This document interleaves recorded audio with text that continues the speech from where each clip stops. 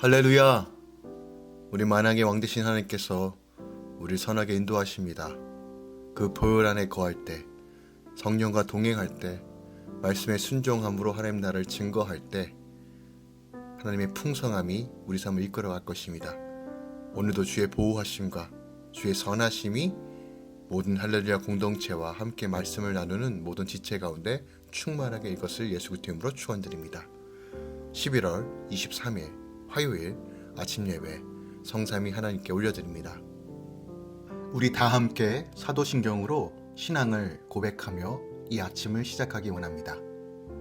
전능하사 천지를 만드신 하나님 아버지를 내가 믿사오며 그 외아들 우리 주 예수 그리스도를 믿사오니 이는 성령으로 잉태하사 동정녀 마리아에게 나시고 본디오 빌라도에게 고난을 받으사 십자가에 못 박혀 죽으시고 장사한 지 사흘 만에 죽은 자 가운데서 다시 살아나시며 하늘에 오르사 전능하신 하나님 우편에 앉아 계시다가 저리로서 산자와 죽은 자를 심판하러 오시리라. 성령을 믿사오며 거룩한 공예와 성도가 서로 교통하는 것과 죄를 사하여 주신 것과 몸이 다시 사는 것과 영원히 사는 것을 믿사옵나이다. 아멘. 오늘 하나님의 말씀은 요한계시록 3장 14절부터 22절까지입니다. 요한계시록 3장 14절부터 22절까지입니다. 라우디게 교회의 사자에게 편지하라.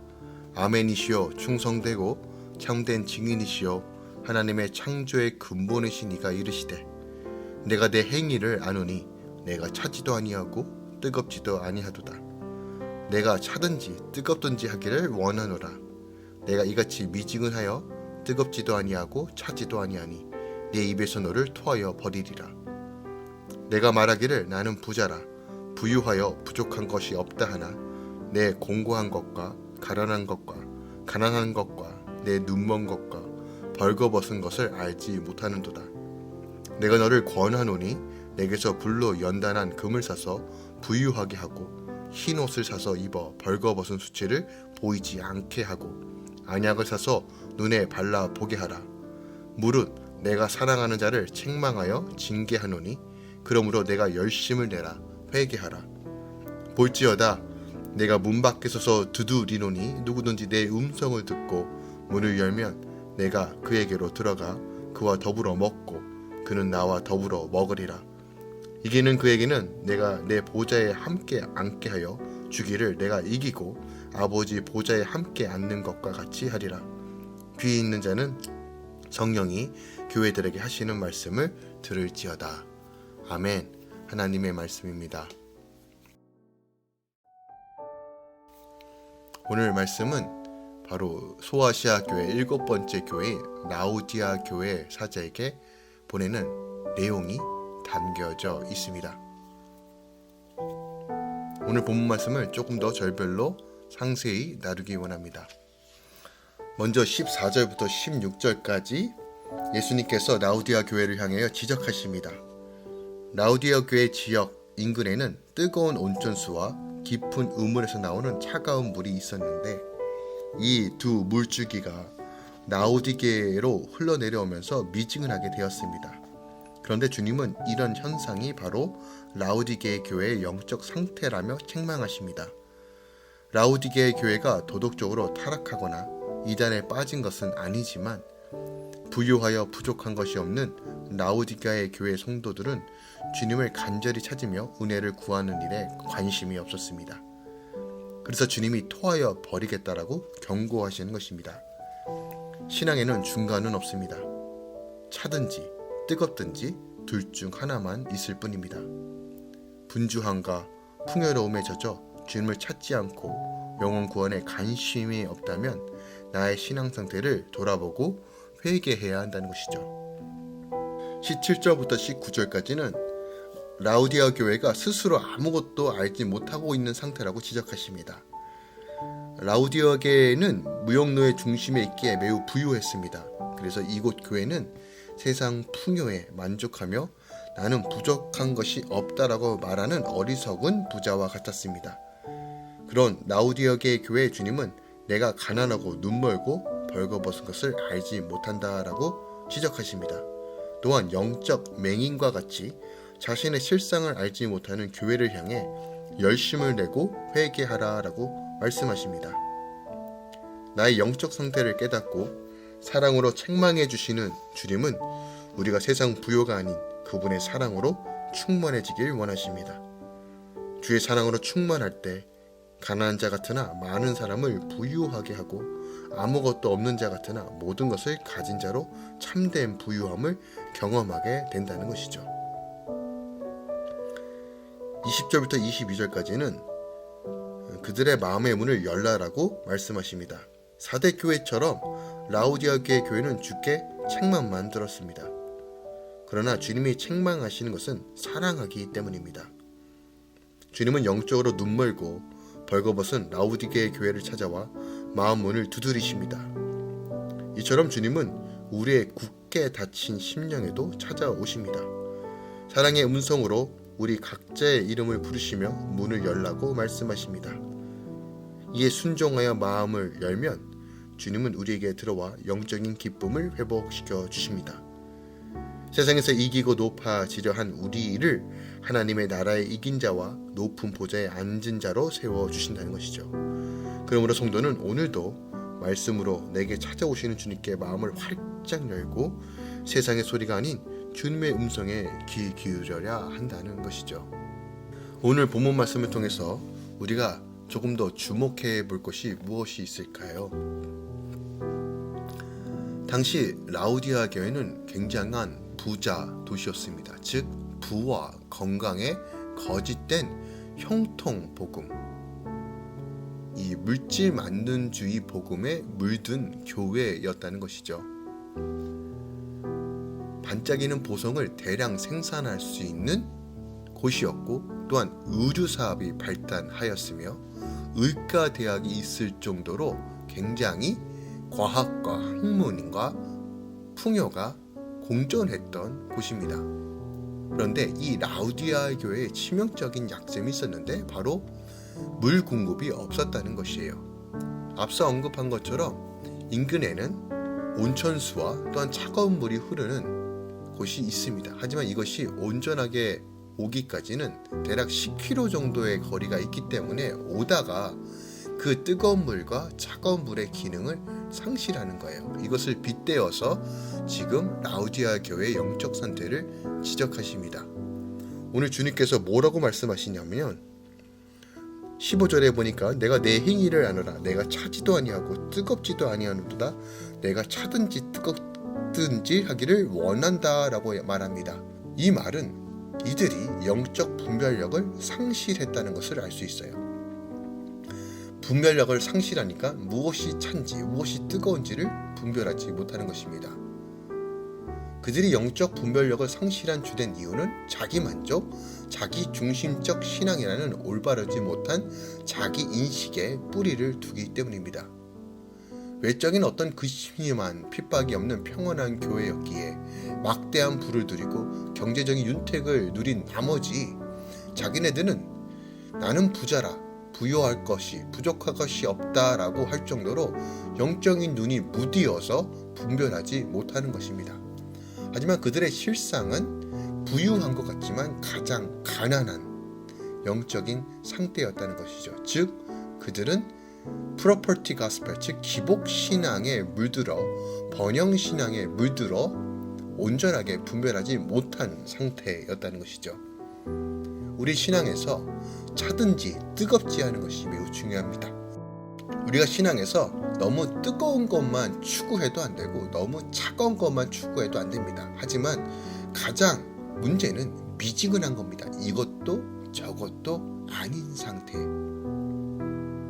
우리가 차가울 때는 언젠가요? 말씀으로 냉철하게 분별하고 판단하고 할 때는 차가운 열정이 필요합니다. 그렇다면 뜨거운 열정은 무엇일까요? 힘있게 기도하며 하나님을 찾는 것입니다. 우린 이 두 가지를 분명하게 가지고 있어야 돼요. 자, 오늘 본문에서 차든지 뜨겁든지 하는 것, 뜨거운 물에도 뜨거움의 기능이 있고 차가운 물에도 차가운 물의 기능이 있습니다. 하지만 이것도 저것도 아니면 미지근해집니다. 당시 온천수와 찬물이 섞였을 때 미지근한 상태에 있을 때 그 미지근한 물이 참으로 냄새나고 역겨웠다고 합니다. 즉 자신들의 그 기능, 차가움과 뜨거움의 기능을 상실하고 목적을 상실하게 되면 결국 쓸모가 없어지는 것입니다. 마찬가지입니다. 그리스도인들은 때로는 차갑게, 때로는 뜨겁게 분명한 노선을 갖고 신앙생활해야 됩니다. 말씀에 갈망하고 말씀을 사모하고 말씀대로 행하는 삶, 결단력 있게 행할 때는 우리는 차가운 신앙이 필요합니다. 냉철한 신앙이 필요해요. 하지만 우리 안에 예배와 열정, 하나님을 향한 기도를 풀어야 때는 뜨거움이 있어야 한다는 것이죠. 그러므로 오늘 본문에서 우리에게 말씀해 주신 것처럼 우리가 차든지 뜨겁든지 하기 위해서는 어떻게 해야 되는지를 분명히 아셔야 됩니다. 18절에 보니까 주님께서 이렇게 권면해놨어요. 내가 너를 권하노니 내게 불로 연단한 금을 사서 부유하게 하고 라고 말합니다. 불로 연단한다라는 것은 무엇을 의미하느냐? 바로 우리 안에 불순물들을 제거하는 거예요. 부요에 대한 교만들을 제거하고 믿음의 순전함을 가지라는 것입니다.